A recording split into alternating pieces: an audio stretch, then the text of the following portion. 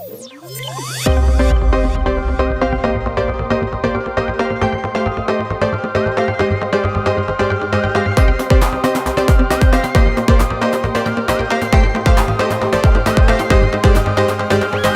evening, viewers. My name is Roslyn Omweri and I welcome you to KDR TV. And as you know, we are going on with our topic on matters that are affecting us. We as immigrants here in the US, we have several factors that have been affecting us and we've been discussing them one by one. And it's just a continuation that tonight we keep on discussing these matters.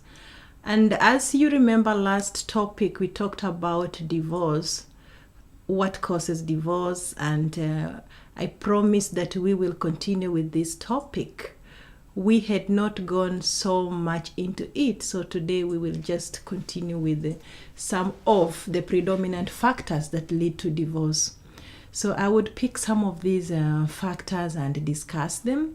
Then we will also look at some tips on prevention of divorce before we end the topic. So welcome again to KDR TV, and feel free, subscribe to KDR TV, watch our programs, send us your comments, your questions, and we will be willing to have a discussion.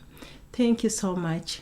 So today we are on the topic of predominant factors that lead to divorce, and I have picked some of these factors like infidelity, adultery, violence, midlife crisis, inexperience, and addictions. These are just some of the factors that can lead to divorce. They are the major predominant factors that could lead to divorce. So we will just discuss one at a time. And the first one is adultery. Adultery is one of the major causes that lead to divorce. And in some couples, when they see some signs that are worrying, some couples tend to ignore them. And what could be some of these signs? It could be signs including emotional detachment, sudden interest in dressing up and looking good.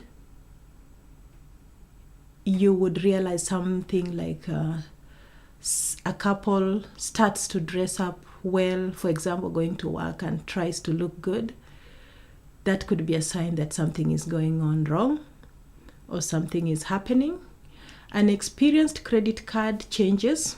This is also one of the causes that could be showing that something is going on. If you see some of these signs, work up the courage to talk to your spouse. Adultery is an obvious sign that something is going on or something is wrong in marriage. So we need to look at some of these things that are happening that would sense us or make us see that there's a problem. Then we need to work on that, talk to each other and find out what is going on before it gets to a bigger problem. Then I have a second one as financial difficulties. Financial difficulties is a key cause of marriage breakdowns and divorce. It could be anything like one spouse is a saver and another one is a spender. Income instability drives one or both couples to arguments. So we will need to have open discussions on finances before marriages. And if you are already in marriages, you need to have open discussions on finances. Plan on how to spend your finances and how to work together as a couple. This could lead to better marriages, and it could help solve some of the difficulties that are in marriages. The third one is work stress and obligations. Work stress and obligations, whether both couples are working or having jobs or are not working, this could bring a lot of stress in the family. So we need to come up and discuss how we need to solve these issues. Work can bring a lot of strain to families. For example, uncommon working hours like night shifts, and the other partner is at home, especially when there are children involved. Leaving the other partner at home with kids and you are working at night. When you come back in the morning, you are tired, you want to sleep. It's a lot of strain on both partners, both working and both at home. So we need to figure out if it means changing our schedules to something that can work for the couple, it's better to do so. So we need to work and plan on our schedules so that we can have planned time together. If you need to involve a counselor, feel free to get that help from a counselor to help you on planning on how to work out your schedules. And this will alleviate a lot of stress, and it will help with our marriage problems and solve our marriage issues. Fourth, we have factors that are related to depression. Depression is a strain in marriage, especially if it is not clinically diagnosed. It's often characterized by mood swings, severe detachment from life and people around. A person may seem okay at one time and suddenly swings into a full-blown depression. People who don't seek treatment, their spouses silently cope up with problems, growing more distance or resentful every day. Depression doesn't need to lead into divorce if we seek help. So as a couple or as a spouse, you need to identify this problem of depression and help one another to go through this and seek help before it creates a big problem that could lead into divorce and separations. In itself, it doesn't need to create us or make us divorce, but if one spouse is getting so much depressed, it could bring a lot of strain to this marriage and it could end up into separation. Our fifth point is addictions. It could be addictions of anything. We have drugs, drinking alcohol. Of late, we have social media addictions. We have social gambling. These are all addictions, and this could lead into marriage separations. The key to addiction is to have your spouse recognize they have a problem. Successful full treatment to addiction will allow you to have a healthy relationship. So one needs to realize he has a problem. And once you realize you have a problem, then you seek help. You can work together as a spouse to help one another to get out of this addiction, whatever type of addiction you are going through. It brings a lot of strain to marriages and brings a lot of separations and divorce. So you need to work together and figure out what is the addiction that your spouse is having. How can you help? What can you do to alleviate this problem? Once these are done, and once you come up with the modes of treatment and how to help one another, you could be able to help the separations or the divorce that could have occurred in our marriages. So those are some of the predominant factors that could lead into divorce. We have some that people could talk about, and they're very common and very important too, that can cause divorce and separations. And these could be communication issues, money issues, as we've talked about our finances, sexual issues, compatibility issues, if you are not compatible to one another. This could also cause some issues, as all of you know. So those are some of the factors, and we could move on to how do we prevent this divorce? What are some of the preventive factors that we can look at that can help us not getting into divorce? And there are several factors that can help us. One of them is taking ownership.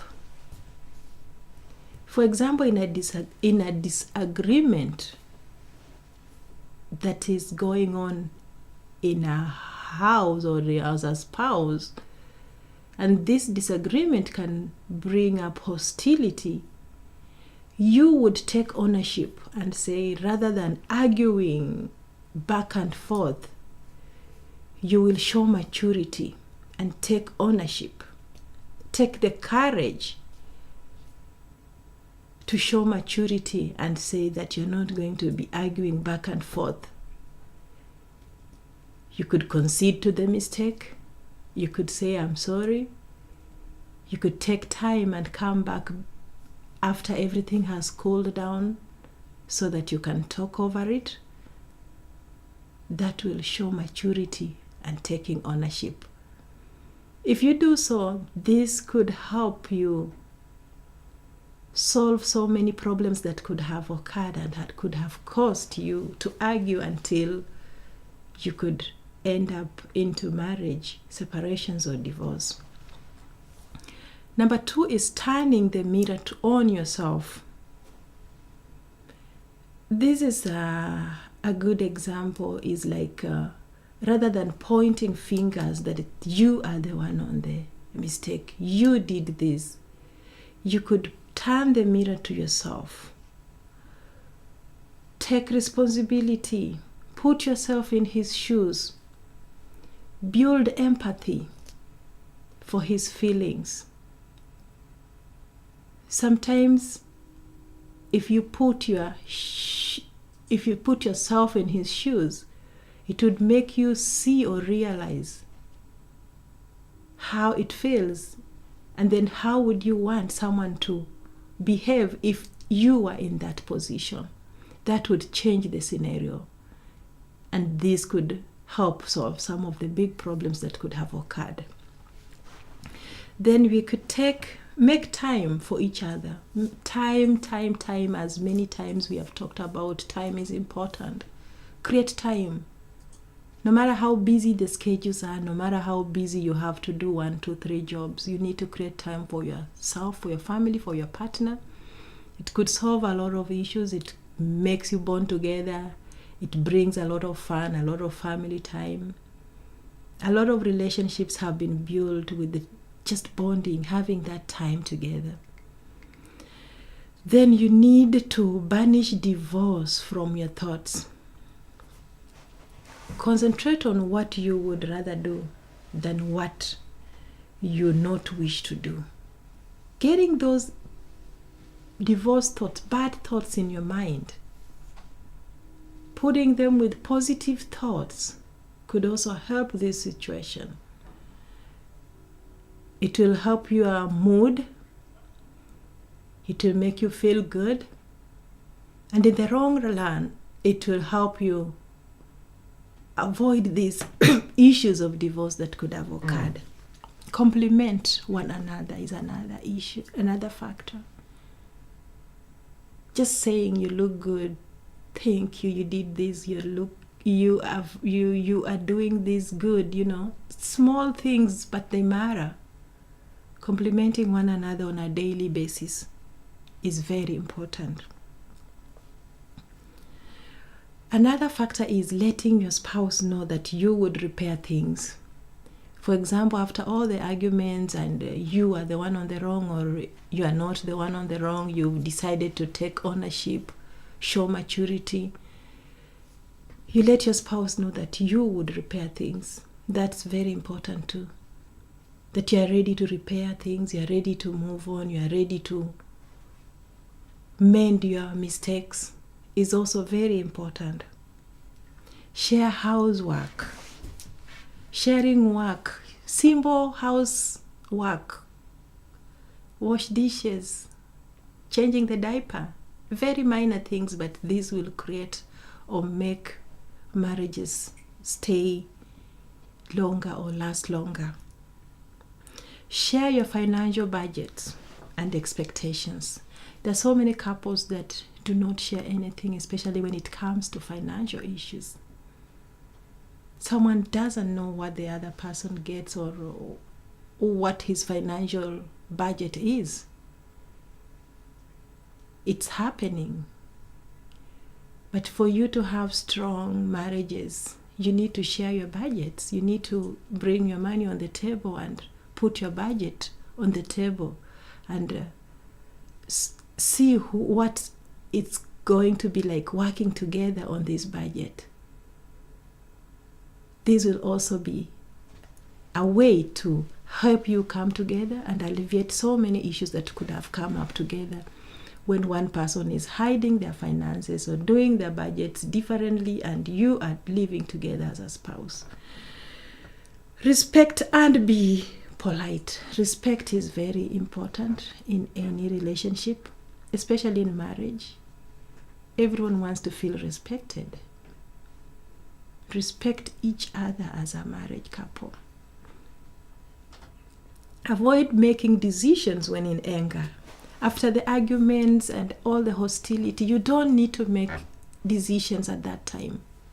You need to take time and let things cool out. Think about it, think over it before you make your decisions. And as you're making these decisions, if there are children involved, think about the children. Because they have a part to play in this marriage. And they're the ones to suffer if this marriage is going to break. Think about the children. The next factor is give your partner a chance to speak. And do not interrupt. So when there's these arguments and this hostility, give your partner some chance to talk. Express themselves.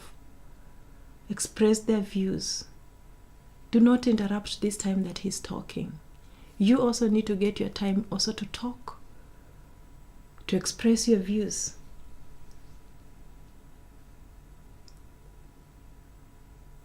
So these are some of the top tips in prevention of divorce. There are some others that we have not discussed, like remaining faithful. Love your spouse the way he or she wants to be loved. The way she wants to be loved, love her the way she wants to be loved. The way you want to be loved, she should also love you the way you want to be loved. Make time to connect lovingly with your spouse every day. Make time to have meaningful conversation, touch, hug, show affection. Spend time apart. How will that be important? It allows freedom to pursue hobbies. Be friends. These are some of the ways that we could prevent this divorce from happening. So in today's topic, we've just discussed about predominant factors that can lead to divorce. And we have also mentioned or talked about ways in which we could prevent this divorce from happening.